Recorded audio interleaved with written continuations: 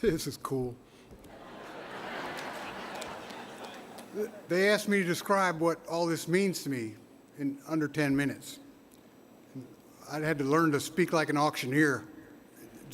It's like 3 hours worth, so I'm just going to tell stories. First, I got to say, a lot of people helped us do what we did, and I remember them all. But tonight, I need to mention 3 in particular, because without any one of them, I wouldn't be here. James Hilton was one of a kind, a championship-winning mechanic who turned driver in 1966. And he finished second or third in the points in 7 of his first 10 seasons. James and Evelyn took me from a raw Yankee kid into a decent mechanic in around 3 years. He molded me into a racer and gave me the start I needed.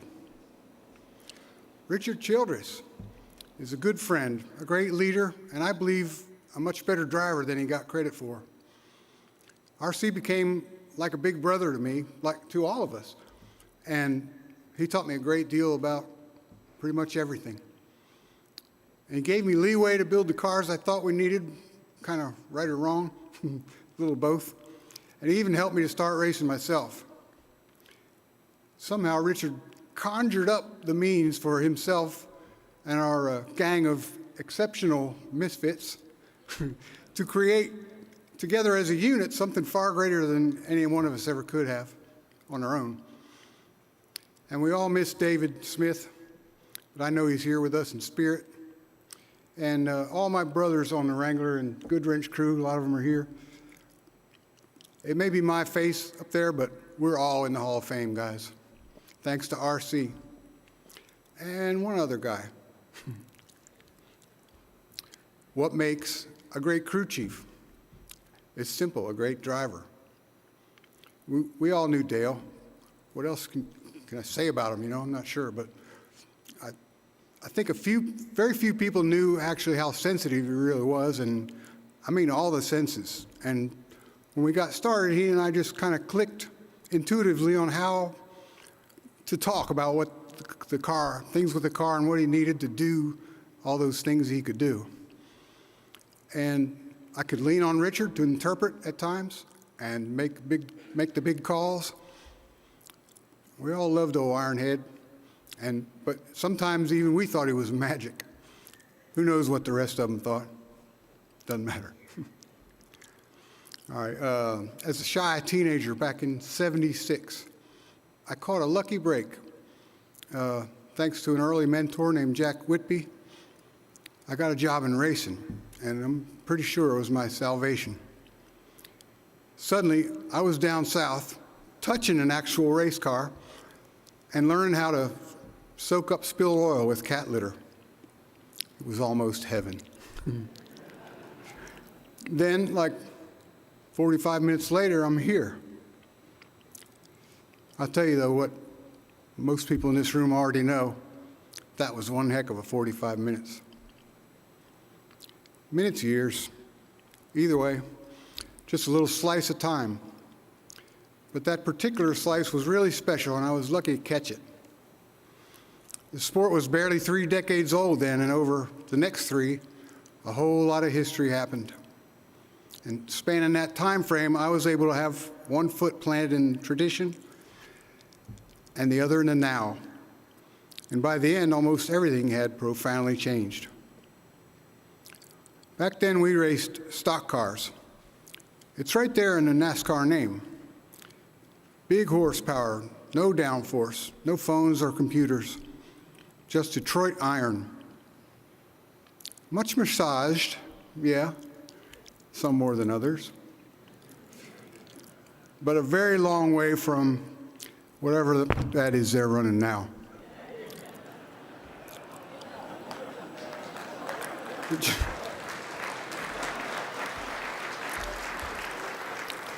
The generation before me were the original legends of the sport, and most of them were still out there doing their thing in the 70s and 80s.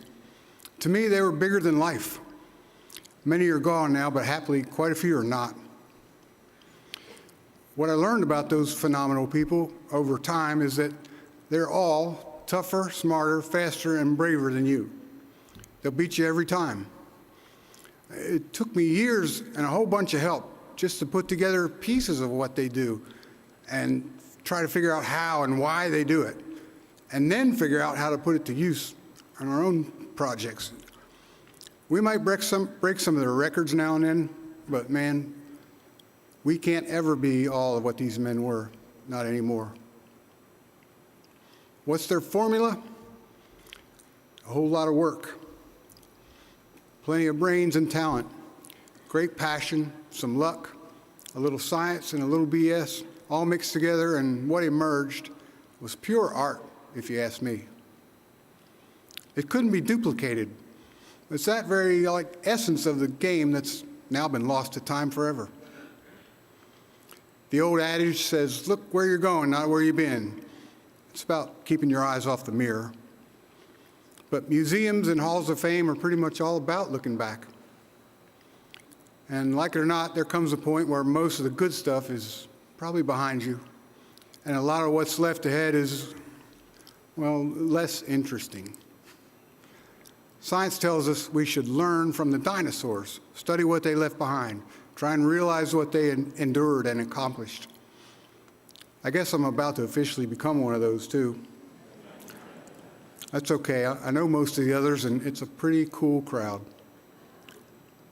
Many of whom were, are, and always will be the greatest racers ever and the greatest artists ever in the sport. I'm humbled that my name and picture are on pages beside those of the greats I respect so much. To have the privilege of knowing them, of working beside them, to traverse that slice of time with them, to have gotten the chance to beat them, and that I was lucky enough to gain the immeasurable honor of being considered one of them. And it's precious to me that all this happened when it did as well. In any other era, it'd be like winning some race where all the big dogs didn't show up. The years I spent with this family that adopted me are now part of me, same as a limb. It's who I am. I lived among a very unique and gifted group of people who were talented enough and fearless enough to create history and art at the same time. And some pretty good races, too. Thank you all for this, the greatest sport in the world and the greatest country in the world.